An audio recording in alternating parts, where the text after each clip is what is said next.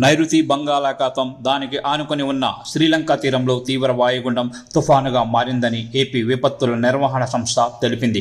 ఈ తుఫానుకు దిత్వాహ్గా యెమెన్ దేశం నామకరణం చేసినట్టు అధికారులు తెలిపారు. ఉత్తర తమిళనాడు, పుదుచ్చేరికి ఆనుకొని ఉన్న దక్షిణ కోస్తా తీరం వైపు గడిచిన 6 గంటల్లో గంటకు 15 కిలోమీటర్ల వేగంతో తుఫాను కదులుతోందని పేర్కొన్నారు.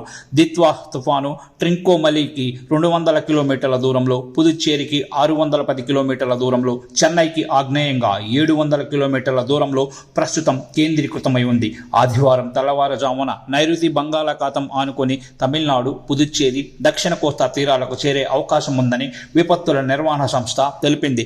రాష్ట్రంలోని అన్ని ఓడరేవుల్లో 2వ నంబర్ ప్రమాద హెచ్చరిక జారీ చేశారు. ఈ నెల 30న ప్రకాశం, నెల్లూరు, కడప, అన్నమయ్య, తిరుపతి, చిత్తూరు జిల్లాల్లో అత్యంత భారీ వర్షాలు కురిసే అవకాశం ఉందని రెడ్ అలర్ట్ ప్రకటించారు.